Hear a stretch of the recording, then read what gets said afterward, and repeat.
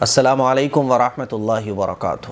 Sunday comment box کے ایک نئے ایپیسوڈ کے ساتھ میں آپ لوگوں کا بھائی اے ایم قاسمی آپ لوگوں کی خدمت میں حاضر ہوں۔ میرے لیے دعا کریں کہ میری ابھی طبیعت ٹھیک نہیں ہوئی، مکمل ٹھیک نہیں ہوئی ہے، ٹھیک ہے، آرام ملا ہے، 2 ہفتے سے زیادہ ہو چکے ہیں اور یہ تیسرا ہفتہ شروع ہو گیا، لیکن طبیعت ابھی مکمل ٹھیک نہیں ہوئی ہے، اسی لیے دعا کریں۔ اور 15 اگست کی آپ لوگوں کو ڈھیر ساری مبارکباد۔ میں دعا کرتا ہوں کہ اللہ تعالیٰ ہمارے ملک کی حفاظت فرمائے، ہمارے ملک کو ترقی عطا فرمائے۔ آپ لوگ بھی خوب محنت کیجئے، اپنے دین کے لیے بھی، اپنے ملک کے لیے بھی۔ یہ ملک اور یہ دین ہماری دونوں آنکھوں کی طرح ہے، ٹھیک ہے نا؟ اسی لیے خوب محنت کیجئے، ایجوکیشن میں آگے بڑھیے، دین اسلام پر عمل کیجئے۔ اپنے دین اسلام کو بھی بلند کرنا ہے اور اپنے ملک کو بھی بلند کرنا ہے، ٹھیک ہے؟ پہلا سوال محمد مظفر پوچھتے ہیں، مفتی صاحب میں بہت پریشان ہوں، مجھے شیطانی خیالات بہت زیادہ آتے ہیں، ایسے میں مجھے کیا کرنا چاہیے؟ دیکھیں بھائی، ایک ہوتا ہے شیطانی خیالات آنا اور ایک ہوتا ہے شیطانی خیالات لانا۔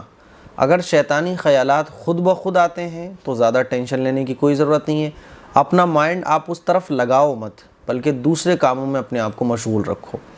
جیسے ہی شیطانی خیالات آئیں تو پھر اپنے مائنڈ کو ادھر سے ہٹاؤ اور اعوذ باللہ من الشیطان الرجیم پڑھ لو، ٹھیک ہے نا؟ لانے کی کوشش ہرگز مت کرو، یا اگر شیطانی خیالات آئیں تو اس طرف لگو مت، اپنے مائنڈ کو اس طرف لگاؤ مت، بلکہ اپنے مائنڈ کو ادھر سے ہٹانے کی کوشش کرو۔ صبح سورہ یاسین پڑھو، رات کو سونے سے پہلے سورہ ملک پڑھو، سورہ بقرہ کی تلاوت کرو اور روزانہ قرآن مجید کی تلاوت کرنے کی عادت بناؤ، ٹھیک ہے؟ پاک صاف رہنے کی کوشش کرو، نمازوں کا اہتمام کرو، حرام چیزوں سے بچو، گناہوں سے بچو۔ اور جب بھی ایسے خیالات آئیں، لانا تو بالکل بھی نہیں ہے، بعض لوگ کیا کرتے ہیں، وہ خیالات کو لاتے ہیں اور لاتے ہیں تو پھر وہ اس کے عادی ہو جاتے ہیں۔ جب تک وہ خیالات وہ لے کر نہیں آتے ان کو چین نہیں ملتا ہے۔ تو خیالات لانا نہیں ہے، لیکن اگر آ جائیں تو اس طرف سے اپنا مائنڈ کو ہٹانا ہے اور اعوذ باللہ من الشیطان الرجیم پڑھنا ہے۔ اس طرح سے جب آپ عمل کرو گے میری باتوں پر تو کچھ دنوں کے بعد آپ سے وہ خیالات آنا دور ہو جائیں گے، جتنے آتے ہیں اس سے کم ہوں گے، دھیرے دھیرے کم ہوتے چلے جائیں گے۔ ایم کے پوچھتے ہیں، مفتی صاحب میں کئی بار دیکھتی ہوں کہ بہت سے لوگوں کے شریر میں پیر اور ولی آ جاتے ہیں، تو کیا سچ میں آ جاتے ہیں؟ جب ڈنڈا لے کے ان کی دھنائی لگائی جاتی ہے نا تو شریر میں جو پیر اور ولی آئے ہوئے ہیں نا فوراً وہ رفو چکر ہو جاتے ہیں، ٹھیک ہے؟ ہمارے والد صاحب ایک جگہ گئے ہوئے تھے تو وہاں جو ہے نا ایک کے اندر ایک پیر آئے ہوئے تھے اور اس پیر کو حاضری آتی تھی اس لڑکی کے اوپر، تو اس کی حاضری کو اتارنے کے لیے بہت سارے جھاڑ پھونک کرنے والے بیٹھے ہوئے تھے، لیکن اس کے اوپر جو حاضری آتی تھی اس کو کوئی ٹھیک نہیں کر پاتا تھا اور وہ بڑی عجیب و غریب حرکت کیا کرتی تھی، بعض دفعہ پٹائی بھی لگا دیا کرتی تھی۔ ہمارے والد صاحب وہاں پہنچے تو اس کو دیکھنے کے بعد اس سے نام پوچھا تو اس نے جو ہے نا بڑے غرور اور غصے میں جواب دیا، میرا نام یہ ہے۔ جیسے ہی اس نے غصے میں جواب دیا تو ابو نے، والد صاحب نے اس کے یوں ایک جھاپڑ لگایا۔ ویسے ہی وہ طاقتور بہت ہیں، فائٹر تو ہیں ہی، تو جیسے ہی انہوں نے جھاپڑ لگایا نا تو جھاپڑ جیسے ہی لگا ہے تو اس کی ساری حاضری دور ہو گئی۔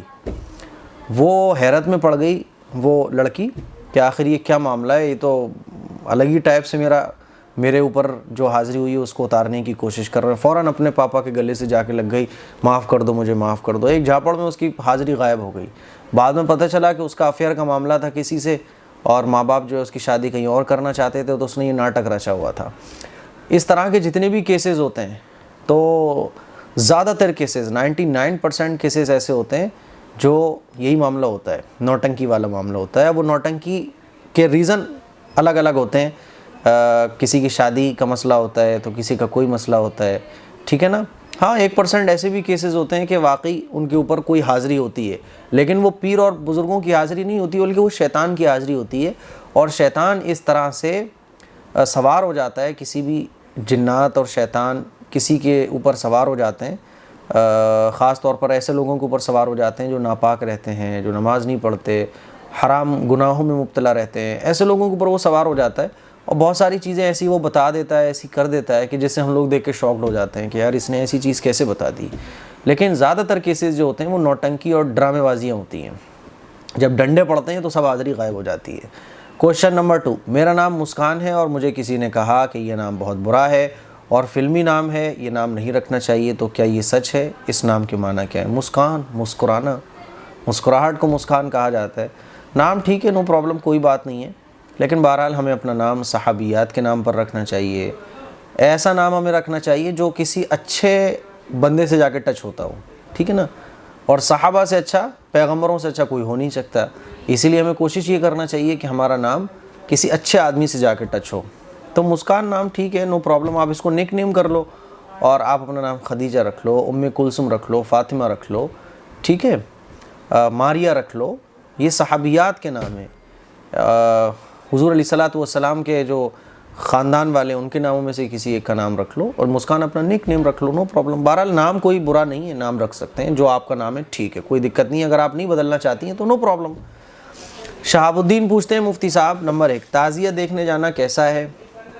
تعزیہ دیکھنے جانا یہ جائز نہیں ہے، جو لوگ تعزیہ دیکھنے جاتے ہیں وہ نمازیں نہیں پڑھتے ہیں، پھر مردوں اور عورتیں، بے پردگی اور رزق کی ناقدری، شور شرابہ، سڑکیں جام، ہے نا، یہ ساری چیزیں ہوتی ہیں جو اسلام کی تعلیمات کے بالکل خلاف ہے۔ اسلام نے یہ حکم دیا سڑکیں جام مت کرو، جب آپ تعزیہ دیکھنے جاؤ گے سڑکیں جام ہوں گی، اور پھر تعزیہ نکلتے ہیں تو ویسے ہی سڑکیں جام ہو جاتی ہیں، اور اسلام نے تو یہ حکم دیا کہ تکلیف دینے والی چیزوں کو راستے سے ہٹاؤ، ہم خود تکلیف دینے والی چیز بن جاتے ہیں۔ پھر بے پردگی بہت ہوتی ہے، چکر بازیاں، سیٹنگ بازیاں بہت ہوتی ہیں، لڑکیاں بھی بے پردہ ہیں، اور پھر لڑکے جو ہے نا وہ سیٹیاں بجا رہے ہیں اور ہڑدنگ بازیاں کر رہے ہیں، لٹایا جا رہا ہے، رزق کی ناقدری ہو رہی ہے۔ تو ان ساری چیزوں سے بہتر ہے کہ ہم اپنے گھر پہ بیٹھ کر اللہ کی عبادت کریں، عبادت اصل ہے، ان تمام چیزوں سے ہمیں بچنا چاہیے۔ نمبر 2، کوئی آدمی کسی اور کو سلام کر رہا ہو اور وہ ہمارے کان میں سنائی پڑے تو کیا ہمیں بھی جواب دینا ضروری ہے؟ سلام کا جواب دینا اسی پر واجب ہوتا ہے جس کو سلام کیا جا رہا ہو، ٹھیک ہے۔ صبا خان کے بہت سارے سوالات ہیں مفتی صاحب، میں صبا خان۔ نمبر 1، ہمارے یہاں 2 کمرے اٹیچ ہیں اور ایک کمرے کا لیول دوسرے سے نیچے ہے، تو کیا نیچے والے کمرے میں بیٹھ کر کلام پاک پڑھ سکتے ہیں؟ پڑھ سکتے ہیں، اس میں اتنا ٹینشن لینے کہ آپ کو ضرورت ہی نہیں ہے۔ اچھا، پڑھتے ٹائم اوپر والے کمرے کی ونڈو سے کلام پاک دکھتی ہے تو کیا ایسے پڑھنا جائز ہوگا؟ جائز ہوگا، اتنا زیادہ آپ ٹینشن مت لو۔ نمبر 2، گھر میں اگے ہوئے بیلے کے پھول کیا رسول اللہ کے فریم کے آگے رکھنا جائز ہے؟ نو پرابلم، رکھ سکتے ہیں، فلاور آپ قرآن کے اوپر بھی رکھ سکتے ہیں، قرآن کے اندر بھی رکھ سکتے ہیں، خوشبو والی جو بھی چیزیں ہیں وہ رکھ سکتے ہیں، نو پرابلم۔ نمبر 3، مفتی صاحب، حجاب کے نیچے بالوں کا جوڑا بنانے والی عورتیں کیا جنت میں نہیں جائیں گی؟ کیونکہ وہ اونٹ کے قب کے جیسا لگتا ہے۔ وہ جو حدیث ہے نا کہ آنے والے زمانے میں ایسی عورتیں ہوں گی جو اونٹ کے کوہان کی طرح بال بنائیں گی، وہ ایسا ہے کہ آپ سر کے اوپر، ٹھیک، پیچھے جو جوڑا بنا لیا جاتا ہے تو اس میں کوئی حرج نہیں ہے، ٹھیک ہے۔ مفتی صاحب، حی علی الصلاۃ کا ترجمہ آؤ نماز پڑھنے کے لیے، جو کہ ایک اچھی بات ہے، تو اس کے جواب میں ہم لوگ لا حول ولا قوت الا باللہ کیوں کہتے ہیں؟ دیکھیں، عام طور پر ہم نے یہ سمجھ رکھا ہے کہ لا حول ولا قوت الا باللہ یہ کوئی خراب چیز کو سن کر، خراب چیز کو دیکھ کر کہا جاتا ہے، ایسا نہیں ہے۔ لا حول ولا قوت یعنی کوئی حرکت نہیں ہے، کوئی قوت نہیں ہے، کوئی طاقت نہیں ہے اللہ کی مرضی کے بغیر، یہ اس کا مطلب ہوتا ہے۔ یعنی ہم جو حرکت کر رہے ہیں، ہمارے اندر جو پاور ہے، یہ اللہ ہی کی مرضی سے ہے، اللہ کی مرضی کے بغیر کچھ پاسبل نہیں ہے۔ تو جب مؤذن یہ کہتے ہیں حی علی الصلاۃ، آؤ نماز کی طرف، حی علی الفلاح، آؤ کامیابی کی طرف، تو ہم اپنے دل سے یہ کہہ رہے ہوتے ہیں لا حول ولا قوت الا باللہ، کہ بھائی میرے اندر اتنی پاور نہیں ہے، میرے اندر اتنی طاقت نہیں ہے، اللہ جب تک نہ چاہے۔ تو یہ اللہ کی تعریف ہے، اور یہ اپنے آپ سے کہنا ہے کہ بھئی اب میں تو مٹی کا پتلا ہوں، میں تو بہت کمزور ہوں، اللہ کی مرضی کے بغیر میں نماز بھی نہیں پڑھ سکتا، یہ تو اللہ کا شکر اور احسان ہے کہ میں نماز پڑھنے جا رہا ہوں، یہ اس کا مطلب ہوتا ہے۔ نظر عالم خان پوچھتے ہیں مفتی صاحب، میرا سوال ہے محرم منانا کیسا ہے؟ محرم منانا، دیکھو کوئی بھی عمل جو ہمارے سامنے آج کے ٹائم میں ہے، بہت سارے کام ایسے ہیں ہمارے سامنے جس کے بارے میں اختلاف ہے، کرنا چاہیے کہ نہیں کرنا چاہیے، تو بہت سمپل سا آپ کے پاس ایک کہہ سکتے ہیں کہ جانچنے کا، پرکھنے کا ایک سانچہ ہے، آپ کے پاس ایک مشین ہے جانچنے کی کہ صحابہ نے اس کام کو کیا، بزرگان دین نے اس کام کو کیا، آپ اس کام کو کرو، ٹھیک ہے۔ لیکن صحابہ نے اس کام کو نہیں کیا، نہ نبی نے اس کام کو کرنے کا حکم دیا، نہ بزرگان دین نے اس کام کو کیا، تو ایسے کاموں کو جو نئے کام ہیں اس سے ہمیں بچنا چاہیے۔ اسی لیے محرم منانے کا کہیں سے بھی ثبوت نہیں ہے۔ ہماری شریعت تو 1400 سال پہلے مکمل ہو گئی، شریعت کے احکام مکمل ہو گئے، شریعت کے قوانین مکمل ہو گئے، کیسے زندگی گزارنا ہے یہ پورا طریقہ قرآن و حدیث میں بیان کر دیا گیا. تو محرم منانے کا کہیں بھی ثبوت قرآن و حدیث سے ثابت نہیں ہے. ٹھیک ہے نا.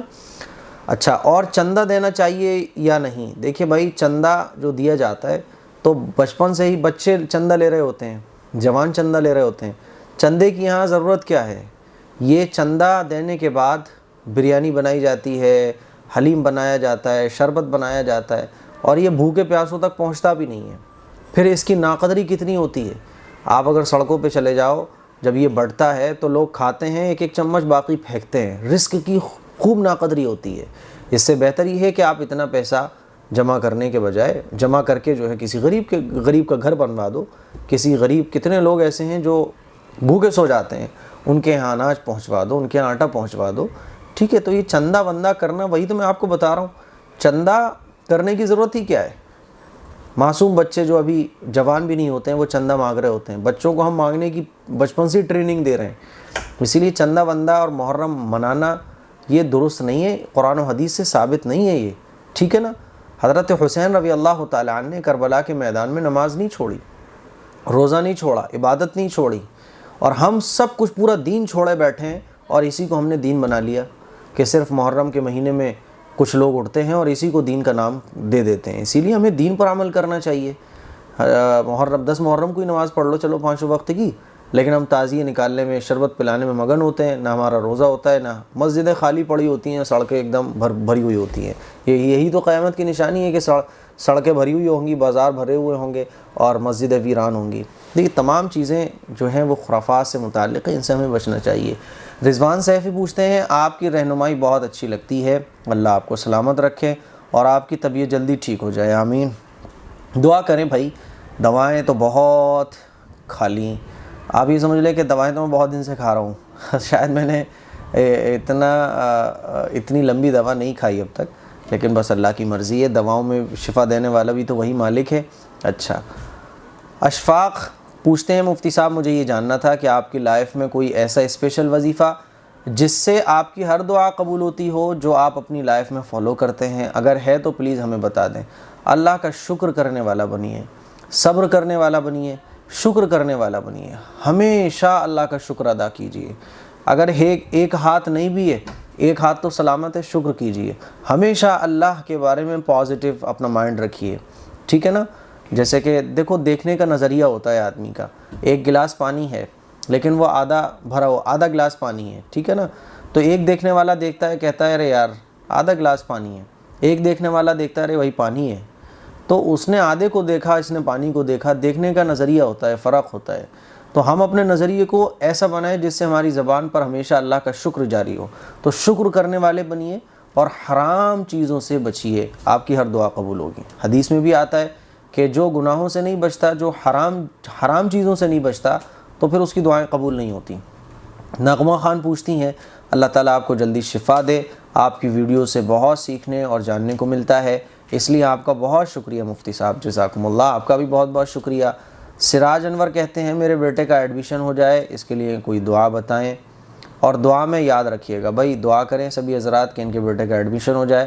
100 مرتبہ درود شریف پڑھ کر آپ اللہ سے دعا کیجئے گا. مجھے تو آج یاد بھی نہیں تھا کہ آج سنڈے ہے. تقریباً 4 بجے مجھے یاد آیا کہ بھائی سنڈے ہے. میں نے فڑاک سے جو ہے ایڈمن سے کہا کہ یار تم نے یاد نہیں دلایا. وہ کہنے لگے، میں سمجھا کہ آپ کی شاید طبیعت ٹھیک نہیں ہے. پھر جلدی سے یہ کیمرہ آن کروایا میں نے، اور جو بھی سوالات تھے وہ میں نے لیے. اور ناغہ نہیں ہونا چاہیے نا. عارف بہلم پوچھتے ہیں، مفتی صاحب کیا سونے اور چاندی کے علاوہ آرٹیفیشل جویلری میں نماز ہو جاتی ہے؟ نماز ہو جاتی ہے، لیکن آرٹیفیشل جویلری خواتین کے لیے تو جائز ہے، مردوں کے لیے صرف چاندی جائز ہے، وہ بھی چاندی کی صرف انگوٹھی. جان عالم خان، مفتی صاحب اسلام میں لائف انشورنس کروانا کیسا ہے؟ لائف انشورنس کروانے کی الگ الگ صورتیں ہیں. ٹیکس سے بچنے کے لیے اور گورنمنٹ کی طرف سے جو فالتو کے ٹیکس ہوتے ہیں ان ٹیکسز سے بچنے کے لیے آپ لائف انشورنس کروا سکتے ہیں، ادروائز نہیں. ٹھیک ہے. بہت ساری کنڈیشنز ہیں، اس کی شکلیں ہیں، تو وہ آپ پوری ڈیٹیل لکھیں گے تبھی ہوگا، لیکن ٹیکس سے بچنے کے لیے لائف انشورنس کروا سکتے ہیں. شبنم انصاری پوچھتی ہیں، مفتی صاحب اندھیرے میں نماز پڑھنا کیسا ہے بتائیں؟ بھائی اندھیرے میں نماز آپ کیوں پڑھیں گی؟ 2 صورتیں ہیں. ایک تو جس جگہ آپ نماز پڑھ رہی ہیں وہاں لائٹ ہے ہی نہیں ہے، گھپ اندھیرا ہے. ٹھیک ہے. اور روشنی کرنے کا کوئی ذریعہ ہی نہیں ہے، تو آپ نماز پڑھ سکتی ہیں، اندھیرے میں بھی نماز ہو جاتی ہے، لیکن جان بوجھ کر سارے سوئچ آف کر کے اندھیرے میں نماز پڑھنا یہ مکروہ ہے۔ اتنا اجالا کم از کم ہونا چاہیے جس سے آپ دیکھ سکو کہ ہاتھ کہاں جا رہا ہے، کیا کر رہے ہو، ٹھیک ہے، کچھ نظر تو آنا چاہیے نا۔ لیکن بھوک اندھیرے کر کے جان بوجھ کے نماز پڑھنا یہ مکروہ ہے۔ بہرحال اندھیرے میں نماز ہو جاتی ہے، ٹھیک ہے۔ سکسیس سینٹر کہتے ہیں مفتی صاحب، اللہ آپ کو جلدی شفا عطا کرے، آمین۔ اتنی طبیعت خراب ہونے پر بھی آپ نے ویڈیو اپلوڈ کی، پلیز آپ تھوڑا آرام کیجئے، کیونکہ سر کا درد ہو تو روشنی یا لائٹس کو فیس کرنا بھی تکلیف دہ ہوتا ہے، اور آپ کو کیمرے کی لائٹس کو فیس کرنا پڑتا ہے، سو پلیز ٹیک کیئر، اللہ جلدی صحت یاد کرے، آمین۔ 6 ڈیز ایگو انہوں نے یہ کمنٹ کیا ہے، مجھے آج مل رہا ہے، ہو سکتا ہے کہ اللہ نے آپ کی انہی دعاؤں کی وجہ سے جو تھوڑی بہت طبیعت ٹھیک رکھی ہے وہ شاید آپ کی دعاؤں کی برکت سے رکھی ہے۔ دیکھیں بھائی بہن جو بھی ہیں آپ، اب کیا کریں، پڑھے آرام کرنے کا تو دل بالکل نہیں چاہتا، کیونکہ ٹائم، وقت یہ بہت قیمتی چیز ہے، اور یہ برباد ہو ہمارے آرام سے اور بیٹھے بیٹھے یوں ہی برباد ہو جائے تو یہ بڑا آستہ ہے۔ اور دینی کام میں بالکل بھی سستی نہیں کرتا ہوں۔ خیر اب تو بالکل آدھا میں ٹھیک ہو گیا، ہو سکتا ہے آدھی بھی طبیعت ٹھیک ہو جائے، جو تھوڑا بہت سر میں پین، نزلہ، گلے میں تکلیف ہے باقی ہے وہ بھی ٹھیک ہو جائے گی انشاءاللہ۔ بہت بہت شکریہ آپ کا۔ نعیمہ بیگم، مجھے آپ سے یہ پوچھنا تھا کہ محرم میں جو لوگ تعزیے رکھتے ہیں اور قوالی بجاتے ہیں، یہ سب صحیح ہے یا غلط ہے؟ میں نے آپ کو ابھی ایک وہ کیا کہتے ہیں، میں نے آپ کو ایک مشین بتائی، میں نے آپ کو ایک سانچہ بتایا، ایک پرکھنے کا، وہ کہتے ہیں نا کسوٹی، سونے اور چاندی کو سونے کو پرکھنے کی کسوٹی ہوتی ہے، وہ میں نے آپ کو بتائی کہ ہمارا اسلام 1400 سال پہلے مکمل ہو گیا۔ اللہ کے نبی نے نہ یہ تعلیم دی، صحابہ نے بھی اس عمل کو نہیں کیا جو آج ہم لوگ دیکھ رہے ہیں، ہے نا، اور بزرگان دین نے بھی اس طرح کے کام نہیں کیے۔ پھر قوالی تو بالکل ناجائز اور حرام ہے، کیونکہ ساؤنڈ میوزک یہ تو ویسے ہی ناجائز اور حرام ہے، پھر اس ساؤنڈ میوزک میں اللہ اور اللہ کے نبی کا نام لیا جائے، یہ تو بہت غلط ہوگا نا۔ اسی لیے تمام خرافات ہیں، اس سے بچنا چاہیے۔ اسلام نام ہے نماز کا، حرام سے بچنے کا، اپنے اخلاق درست کرنے کا، دین اسلام کو فالو کریے نا، ان چیزوں میں کچھ بھی نہیں رکھا ہے۔ ڈی کے گیمنگ پوچھتے ہیں مفتی صاحب ماشاءاللہ آپ کی طبیعت صحیح نہیں ہے، وہ آپ کے چہرے سے لگ رہا ہے، پھر آپ نے ہمارے پیار کے لیے یہ ایپیسوڈ کیا، جزاکم اللہ۔ جی آپ ہی لوگوں کی محبت ہے، آپ لوگوں کی محبت سے جو مردہ دل بھی ہے نا وہ زندہ ہو جاتا ہے۔ کبھی کبھی ہوتا ہے نا کہ دل میں بڑی اداسی سی چھائی ہوئی ہوتی ہے، لیکن آپ لوگوں کی محبت، آپ لوگوں کا پیار دیکھ کے تازگی آ جاتی ہے، ہمت پیدا ہو جاتی ہے، پھر وہ خود بخود جو ہے نا ساری چیزیں آٹومیٹکلی شروع ہو جاتی ہیں۔ جزاکم اللہ، جلدی طبیعت آپ کی اچھی ہو جائے، ثم آمین آمین، جزاکم اللہ۔ بھائی محمد مصطفیٰ عالم کہتے ہیں ایک سوال ہے کہ ہم جانتے ہیں کہ مورتی پوجا غلط ہے، لیکن کچھ ہندو بھائی نے ہم سے سوال کیا جیسے آپ مسلمان کعبہ اور مزار کی پوجا کرتے ہیں ویسے ہی ہم لوگ مورتی کی پوجا کرتے ہیں، کیا جواب ہندو بھائی کو ہم دیں پلیز؟ بھائی ہم کعبے کی پوجا نہیں کرتے، کعبے کی طرف رخ کر کے نماز پڑھتے ہیں، ہم کعبہ کی پوجا نہیں کرتے۔ اور مزار کی جو لوگ پوجا کرتے ہیں، مزار کو جو لوگ سجدہ کرتے ہیں، غلط کرتے ہیں، تبھی تو ہم کہتے ہیں کہ یہ مزاروں پہ جو کام ہوتے ہیں وہ غیر مسلموں کے کام ہیں، سجدہ کرنا، پوجنا، ان سے مرادیں طلب کرنا، تو یہ تو ویسے ہی غیر شرعی ہے، ہم کب کہتے ہیں کہ یہ درست ہے؟ دلشاد میر کہتے ہیں مفتی صاحب حضرت میرا ایک سوال ہے، شکرانے کی نماز کس وقت میں ادا کر سکتے ہیں؟ شکرانے کی نماز آپ جب چاہیں جب ادا کر سکتے ہیں، 3 وقتوں کو چھوڑ کر۔ ایک تو فجر کی نماز کے بعد کا ٹائم سورج نکلنے تک، ٹھیک ہے، ایک زوال کے وقت میں نہیں ادا کر سکتے۔ تیسرا ٹائم عصر کی نماز پڑھنے کے بعد سے لے کر مغرب کی نماز تک ہم نہ کوئی نفل نماز نہیں پڑھ سکتے، یہ مکروہ ہے۔ اسی لیے ان 3 وقتوں کے علاوہ آپ جب چاہیں شکرانے کی نماز پڑھ سکتے ہیں۔ تو یہ کچھ سوالات ہیں، مجھے امید ہے آپ لوگوں کو بہت ساری دین کی باتیں سیکھنے کو ملی ہوں گی۔ میرے لیے دعا کریں اور سبھی مسلمانوں کے لیے دعا کریں۔ خوش رہیے گا، اپنا خیال رکھیے گا اور محبت بانٹیے گا، دین اسلام کو لوگوں تک پہنچائیے گا۔ السلام علیکم ورحمۃ اللہ وبرکاتہ۔